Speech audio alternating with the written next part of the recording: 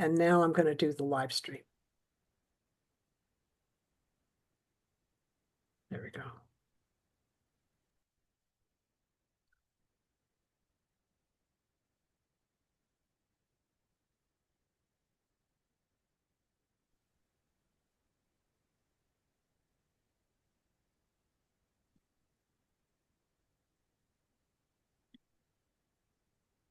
Welcome, everyone. I'm Elizabeth Kipp, and I'm here with my friend Debbie Prediger, uh, extraordinary community builder and visionary. Just I feel like she's such a light, and she's really I've seen her in a number of communities where she's the glue. And really the problem solver, really very interesting at that. So I wanted to bring Debbie in, and we're part of a she's leading something called the Visibility Challenge, which is about making us more visible in the group, but also bringing more visibility to everyone else. So welcome, Debbie. Would you tell us a little bit about yourself and the mission? Yeah, so first and foremost, thank you, Elizabeth, for having me as your guest. I love how our worlds just continue to connect and collide, and we get to do these beautiful collaborations and really help each other shine. And so the mission for this visibility challenge is I really had twofold. It was a need inside of my community to help the people that are the true leaders inside of the community. They help out whenever they can. They share, they jump on, whenever I ask for people to be on my podcast. They really are the people that help. And I wanted to be able to help them learn a little bit behind the scenes on what it takes to create a challenge, what it takes to be a true collaborator and to build something together. And that co-creation, that we always talk about, that's so important. Instead of just talking about it, let's do it. So I put out an application form to ask for 10 people that would really want to work together and do this. And I was just thrilled with the 10 that have come forward, I shouldn't say the 10 that have come forward. There was over 100 people that raised their hand and said they wanted to be part of this. That's how important this visibility challenge is. Mhm. So the 10 that were chosen, we have been building this out. We've, had 2 different strategy sessions, and I think we're ready to tell the world what we're doing. And Mhm. so it's perfect timing to be here. But the other part of that visibility challenge and why I wanted to do it is I see every day these beautiful people, these beautiful souls with such a beautiful message and a life experience that they've gone through and that they could lead others through. So Mhm. that struggle. And so I'm like, oh, if more people just knew about you. And many of them are either don't know how to get visible, how to shine their light, or as me and you have talked about, there's something that's actually standing in their way. And it's probably a mindset or a trauma or an actual physical blockage in their body of energy where we can actually release that.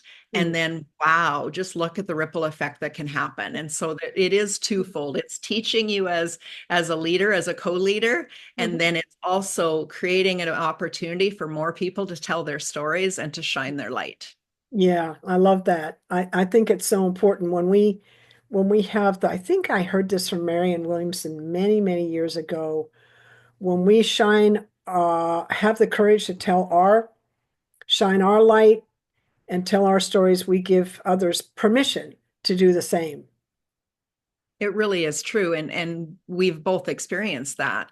You get into a group of people that maybe aren't quite so heart-centered and they're very rigid and they're like, okay, tell me who you are and what you do. And it really feels like a pitch, I Mm. need to sell you and convince you. And that just doesn't sit right with me. But if I can help people feel safe and secure and share a piece of their story, Mhm. then we can build this know, and trust where people can then start sharing a little bit more.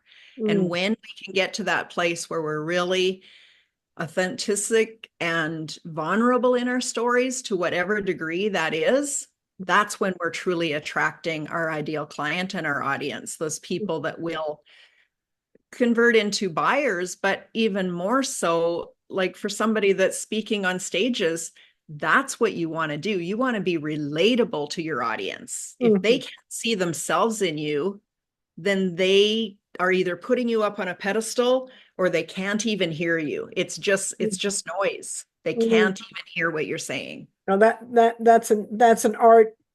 That's a kind of an inside job. At least it has been for me to be able to stand in my power, and um, have develop enough stability on the inside to be able to um, tell my story and be of service, which has been a very helpful point of view when I get up in front of people instead of saying, well, because I did hear when I was a child, like a lot. Nobody wants to hear what you have to say. Sit down, shut up. Like I heard that a lot. So I had to I had to kind of rewire that. And so when I get in front of an audience, I'm more focused on what service am I bringing and what message, how can I be helpful?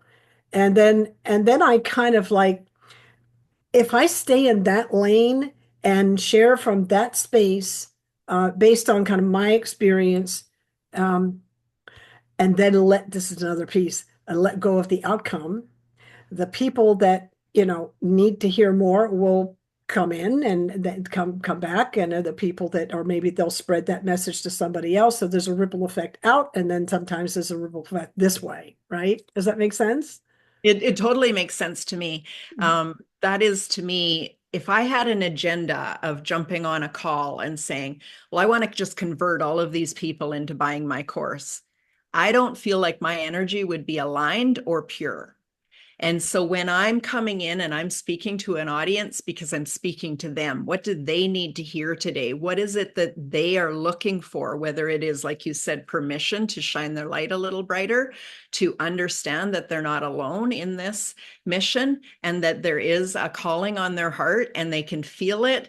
And yet they're confused because they just don't know what they're supposed to do with it. And how can I help them feel safe and Mhm. secure in all of that and guide them towards the answers without basically saying, hey, come buy my course? Because Yeah. that's not the end result. We're here to serve our audience. And when we can come from that place, which is what you just said, then Mhm. it is really that organic marketing where the right people come to you and the other ones don't. And there's nothing wrong with that. They either aren't ready or they weren't your people. Yeah. Well, yeah, yes, exactly. And I feel like my understanding here is that the visibility challenge isn't just for people that are entrepreneurs. It's for all people who are working with their finding their voice and um being able to find maybe evolve, find their authenticity and evolve with it. And I was just thinking today, oh gosh, we're heading right into this winter solstice, which is a time of turning within. And then once the winter solstice is done, then we start turning without. So we're looking at both sides in this visibility challenge. We're looking at becoming more visible to ourselves as well as becoming more visible to others. Wow, I love that. I hope that everybody caught the wisdom in that, is that we can't possibly be visible until we see ourselves, until we love ourselves, until we accept ourselves, until we unconditionally know that we are born with greatness and there is a message and a mission inside of us, and that's us living in our purpose. That's our aligned souls. Mhm. And so when we do that, and that, I mean, there's many ways until they do that, but it's really this self-discovery, this going within and listening and feeling where it feels good in the body and where there's like no chance. And fear can hold us back. Fear can lie to us. So we have to really get comfortable and know what it feels like in your body, the difference between I'm just scared to that's not for me. Mhm. And I really want to, like, there was a time, and you said something earlier that made me think of it. There was a time that you couldn't have pushed me to go shine my light. There is no way. I didn't even know there was light inside of me, let alone go shine it. So I want to speak to people and say that that's totally okay. Mhm. And in this challenge, maybe this time you go through it and you just start like igniting a bit of a spark and you're like, wow, I do have a story. Wow, my voice does matter. Wow, maybe I could practice speaking it a little bit more or showing up instead of being in the back of the room hiding, because that was me for a long, long time. And when you do that, that's that discovery and self acceptance, self love stage. And Mhm. that's perfectly, I want as many people as in that stage to come forward and know that it's perfect to be in that stage or in the stage you are, Elizabeth, where you are a leader of leaders that are really helping other people show up in their leadership skills as well as the clients that you serve that Mhm. maybe don't quite feel ready to shine. Mhm. Yeah, and also I'm thinking back to many years ago when I really the first kind of international women's community I joined was Claire Zamet's group that was an empowerment group, and it was global, and I was just trying to see what the landscape was. And I remember they gave us an assignment. She gave us it was two women, it was Claire and one other, Catherine. I don't remember her last name right now, but they were amazing. And they gave us an assignment to kind of talk to our inner child, our younger selves, like our younger selves. And I could not get through to my younger. It didn't matter. I worked on that for a year. There's no way I could, and it was frustrating for me, um, because I had an inner perfectionist that was kind of driving the whole train, trying to do everything perfectly, right? And which had reasons, right? That was my understanding of how to stay safe, was to Oof. do it perfectly. And I had to go through, I had to do some healing to like be able to feel safe enough to let that go. So one of the things that keeps some of us in the back of the room and quiet is because we have a very strong inner perfectionist that we know if we do it this way, it keeps us safe. Like if we walked on eggshells when we were kids, that kind of thing in a household like that. Yeah. So there's a lot of different reasons why we are hiding in the back when we're quiet. And it's a whole process to come from, in the back of the room to forward. And the thing that's beautiful about the leaders in this community is we've all been in the back. And we all have the way that we did it to come to the front of the room. And we went through that process. And and this is for everybody, wherever you are in the room, whether you're in the back of the room or you're halfway in the front row or wherever, it's for everybody. Yeah, thank you for that. It is for everyone. And we're calling it the Be Extraordinary Women's Network. And the reason that we're calling that, so there is a visibility challenge, but this is the group that we're creating is for extraordinary women making extraordinary moves. And so even those lit people in the back, like all of us, we were making extraordinary moves. We were surviving something that was a lot more work than anyone knew.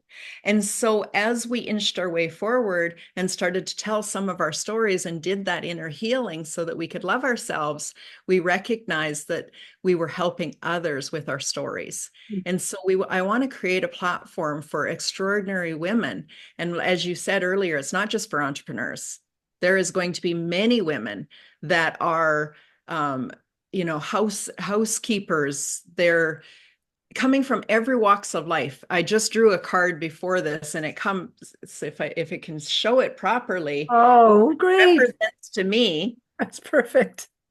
is that it is every color, Mhm, every culture, every person, whether you feel all put together or you still feel very fragmented. It's for everyone. mhm, Because I know, hearing the stories that I've heard over the last several years, is there's extraordinary women that are just looking for a place to tell their story.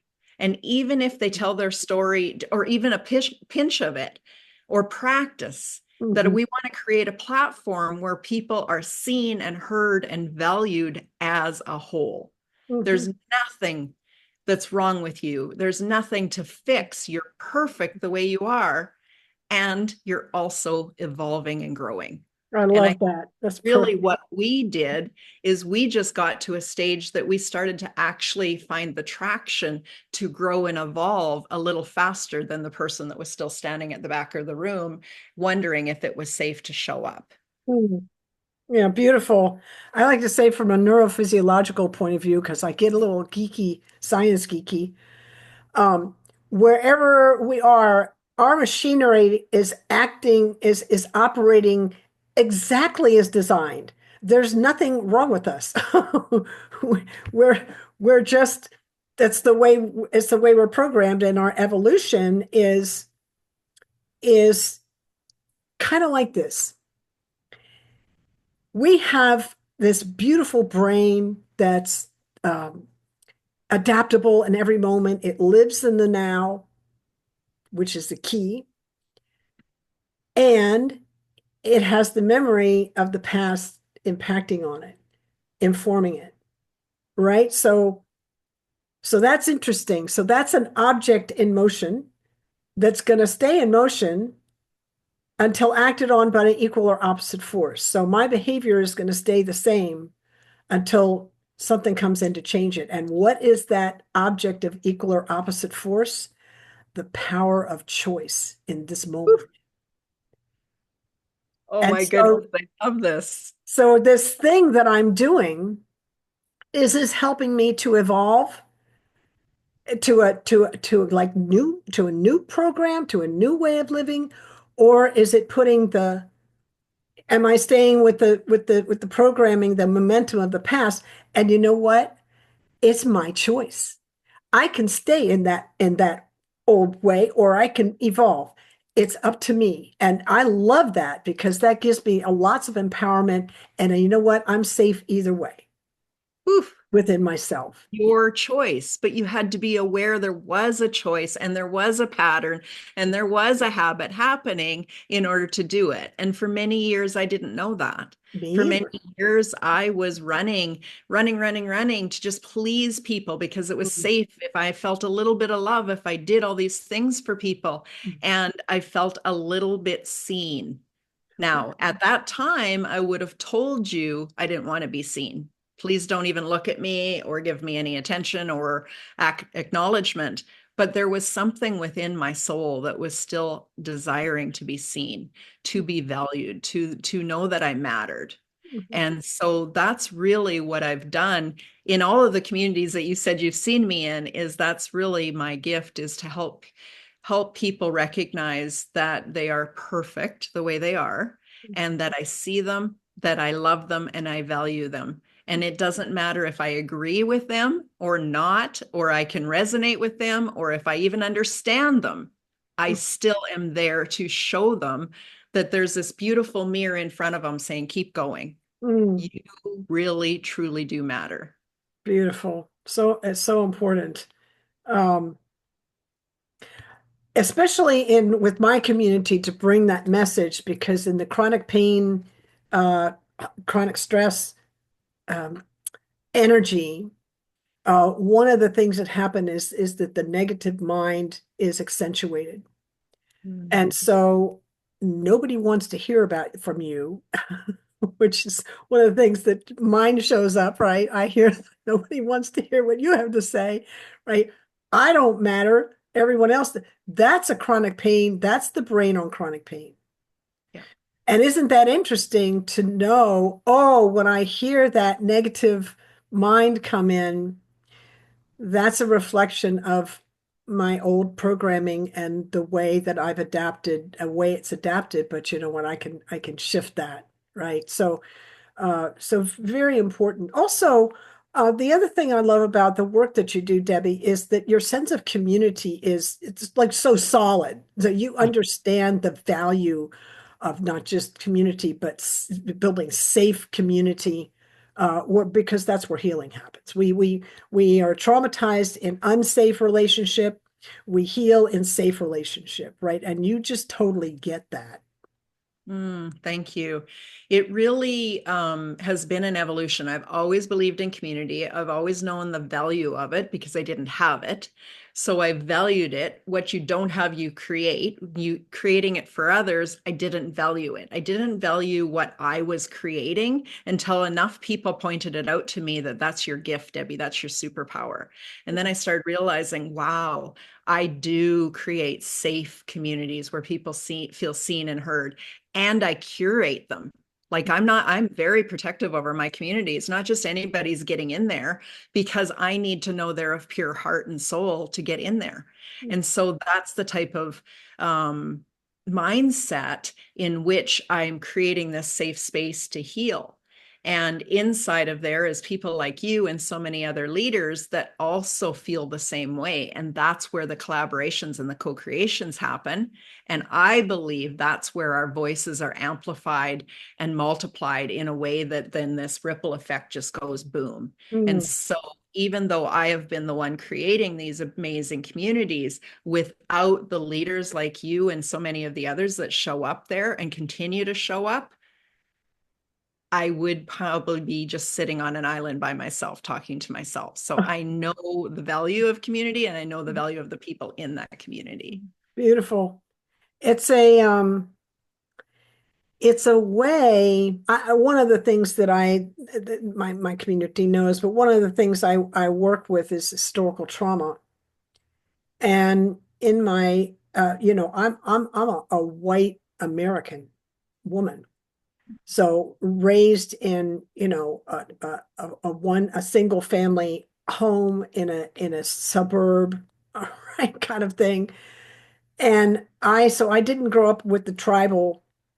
There was an extended community within where I grew up, but there was not the tribal thing. It's splintered? It's just splintered. It's not a thing. I was just talking to my brother about this today, where in a true tribal, which we used to live like this, Yep. uh, the other truly is you. Like we literally take care of one another, and the whole tribe is affected when one is having a challenge. The whole tribe is affected, and so we're working as a unit. Mm. And we don't have that today. But these communities that we build, I'm in a bunch of different communities, and we're all actually working in that direction, in this trying to create, as you said, safety, looking out for one another, seeing and hearing one another, all understanding that we all have equal value. Oof, I love that so much. I really do believe that if I didn't say it before, I'm going to circle back to it, is that it's all about connection. And it starts with that connection to yourself so that you can see yourself and feel the need for a deeper connection. Because I think that people with trauma often disconnect from self and from anybody around them. It's Mhm. unsafe. I'll just kind of be here, but I'm not even here within Mhm. my own energy. And so it's so important that we are all coming back, not all, sorry. There is an opportunity to get into the right communities where people understand this need. Mhm. And they are helping people reconnect to themselves, and then reconnect as a tribe, like you said, Mhm. this place where you have each other's back. And if somebody reaches out and says, hey, I need a guest on a podcast, you're like, I can do that for you. We Mhm. are here to serve each other. And that feels really, really good. I think I said it earlier about being an amplifier or a catalyst. That's the type of people that I want to do business with. People that realize that the old way of, climbing the corporate ladder or like outshining the other person, that doesn't have to happen. We can each shine our own individual light and be part of this tribe, this beautiful community of people that the light just continues to grow, because Mm. there's definitely enough people out there needing us. I'll tell you that. There's so much need for us. Well, that's the other thing I love that you bring to the table is the collaborative model, um, versus the competitive model. And I was in conversation with someone a few weeks ago, um, and it was very interesting because I kind of got tested. I kind of was like, you know, do, do you believe in this model or not? And the conversation kind of went like, well, we were they were bringing somebody into their community to speak, and the conversation was like, well, that person does what I do, and so it was perceived as a threat. And I was like, okay, I hear what you're saying, and nobody does it like you do it. That person's doing something similar, but not like you. And here's the other piece. I'm going to get spiritual on everybody right now. Do you believe that we live in an abundant universe or not? That's an important, like, it's one thing to have a concept, it's another thing to actually embody that. So, in the business model, if I'm thinking competition, oh, she's doing what I'm doing, and therefore I've got to like deal with, her problem. I've got to like deal with that I have to protect myself from her. That's not living from a place of an abundant universe. But if so and so is doing something very similar to me, a colleague, right? I want to collaborate with them and we both lift each other up. And that's actually living, believing, embodying that we're living in an abundant universe. You see that? So it's a very different model than, I got to get ahead of you. Yeah. Yeah. I'm sitting here smiling ear to ear and giggling. And it's like people are probably going, "What is she giggling about? That's serious stuff Elizabeth's talking about." And I'm like giggling because thank God you believe this, right? That's why I don't collaborate with people that have that.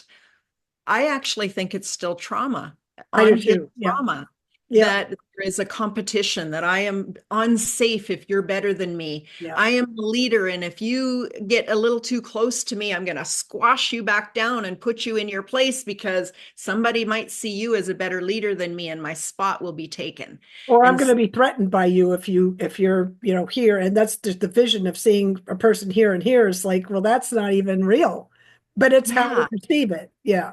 is. And some people really do. They feel it in their body. But when we can turn that back to go inwards and say, well, that's definitely something that I don't want to believe. Like everything in my body is telling me, be aware, be aware.